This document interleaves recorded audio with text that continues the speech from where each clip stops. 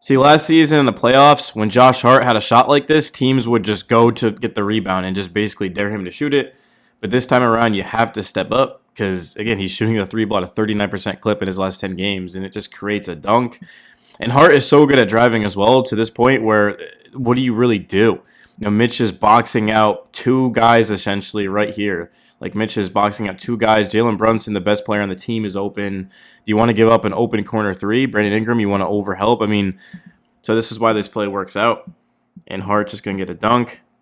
And then this time, he's coming up the floor, and he's going to split the defense. You can see it's contested, obviously. They have a good wall here, but Cat is coming downhill. So Hart is going to leave his feet. He's going to kick it out to Cat.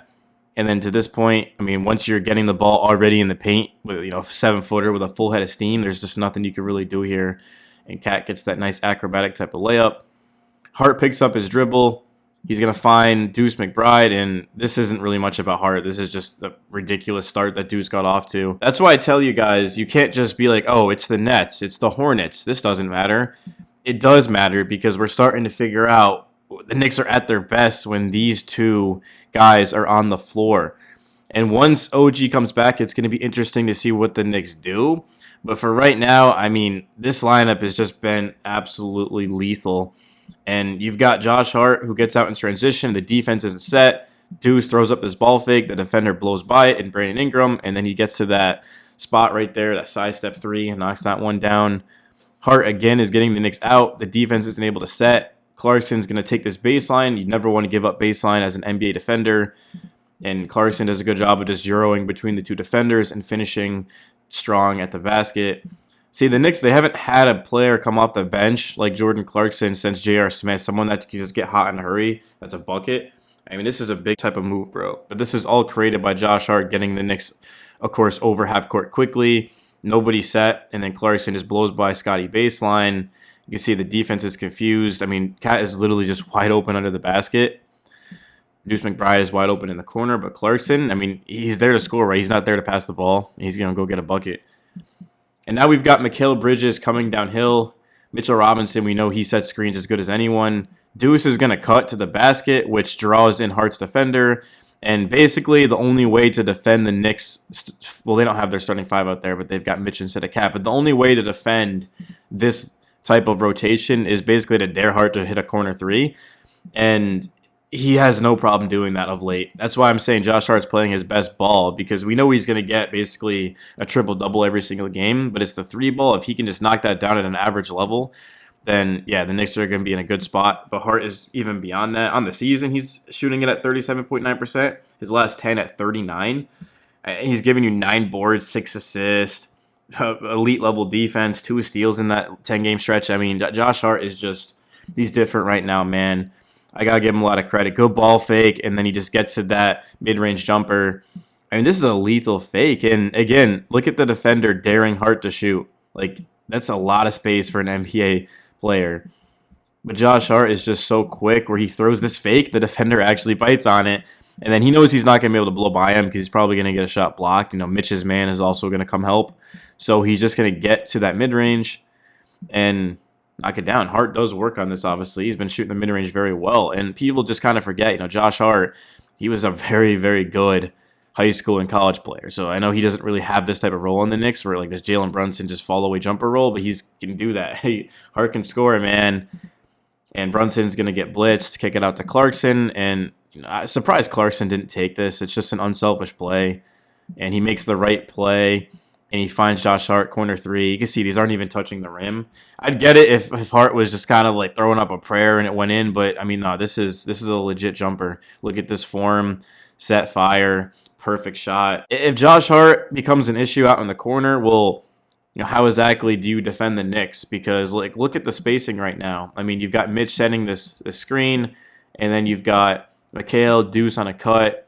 Brunson, I imagine, is going to pop out just to kind of keep everything level. Yep. And boom, Josh Hart, corner three. Bingo, right? So this is why I'm obsessed with the way Josh Hart's playing basketball right now, man. He just is he's dominating. It's as simple as that. And the thing about Hart is that he's not even a highlights type of guy. This isn't tape. This is just highlights that the Knicks posted. Like Josh Hart is a legit film type of guy where coaches fall in love with him, and it was basically inevitable that he was going to go back in the starting five because he's just too good. Hart ended up finishing the game with a plus 24, which was just behind Brunson for a game high. 8 of 12 from the field, 4 of 7 from 3, 12 boards, and 7 assists. 4 turnovers is kind of the one thing that Hart didn't do a good job of. 3 steals, though. 5 offensive rebounds is incredibly impressive for his size. He's giving the Knicks second chance opportunities. I mean, Hart, when he's at his best, is just crashing the glass, getting downhill, knocking down jumpers. He can switch everything. He's tough. And also, Hart isn't being asked to play 40 minutes a night like he was, of course, last season. Now, with OG comes back, I mean, that's definitely his minutes are going to go even more down. But Hart's energy, it's just something that the Knicks, I feel like, need. And I was a big fan of Mitch starting coming into the season, but I feel like Mitch is just better off the bench, and I feel like Hart is better starting because Cat and Mitch, they just kind of like cancel each other out. But when you've got Mitch who just comes off the bench as the only big man, basically in the non-Cat minutes, well, 15 rebounds, of course, for the big fella, 7 of them being offensive. I like what the Knicks are doing. And from somebody who watches every single Knicks game, sometimes watches them multiple times, right, to make this YouTube channel, I just noticed pretty easily that, yeah, the Knicks, they're just so much better when Deuce and Hart start, and they're just so much better when Mitch comes off of the bench. I don't really like Cat and Mitch next to each other. It just doesn't feel right.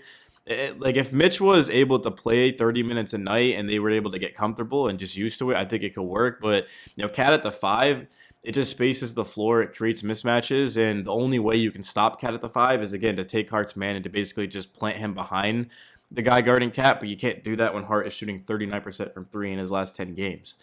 So it's going to be difficult to beat this Knicks team. I mean, the Knicks are playing, honestly, their best basketball of the year, in my opinion. They're 10-1 at home, which is crazy. And OG Anunoby arguably is the most important, impactful player, even more than Brunson. Like, OG is so important to the Knicks with what he does, of course, with his defense.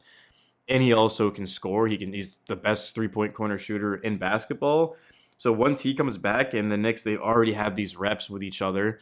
And they could just honestly move back Hart to the bench if they really wanted to. But I think they'll probably keep Hart out there. I think they'll just go with Brunson, McHale, Hart, Cat, and OG. And then Deuce will be inserted back to the bench. But yeah, right now I'm just loving watching the Knicks because there's been plenty of games this season where it just was almost unwatchable. Like, the defense was trash. The ball wasn't moving. It just was not Knick basketball that we've grown accustomed to seeing the past couple of years. But it just has clicked.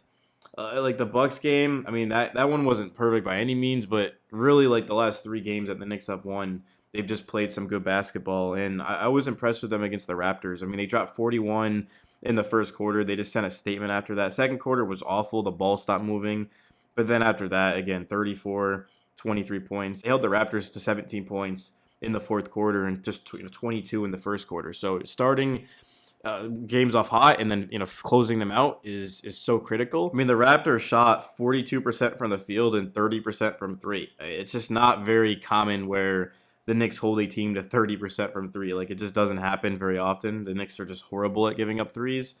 So the defense was working. How many assists did the Knicks have last night? 27 assists. 18 turnovers is terrible, but that's a lot of assists. It means the ball's moving a little bit too much, maybe even, but you love that. And then again, 25 offensive rebounds for the Knicks, just 14 for the Raptors. The Knicks, their blueprint is going to be crashing the glass, protecting the paint, and then when the game's on the line, Jalen Brunson going and getting buckets.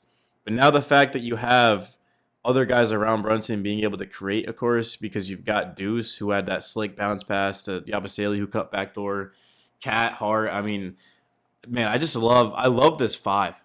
See, I never really thought much of it. I never thought of a starting 5 of Brunson, Deuce, Hart, Cat, and McHale, but I like it a lot. And once OG comes back, it's going to make it even better because now all of a sudden guys are going to be playing less minutes and they're going to be fresher.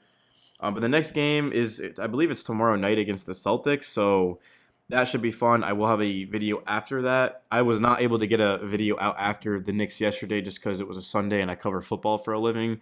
But yeah, I did watch it on the Gotham Sports app. Then, dude, not that anyone probably cares, but the Knicks do need to get a condensed version. They have a 15-minute version, which is, like, I guess better than nothing. But the Knicks need to do what League Pass does, where they do like a 40-minute condensed version where it's just all possessions. Because I don't want to watch, like, I don't want to be watching like a 3-hour game, if that makes sense. Nah, because my aunt and uncle, they might be watching this video. They don't watch every single Knicks game because they don't want to watch a 3-hour game, and that's why they just should drop a 40-minute condensed version. I'm gonna try to reach out to the Knicks and tell them to do that. I don't know if they'll listen or not, but that just would be so much better because I feel like way more people would be more invested in the Knicks if they could just pull it up maybe like the next day or that night after work or something if they have a night shift and just watch it. Like a 40-minute game, nobody's gonna complain about that.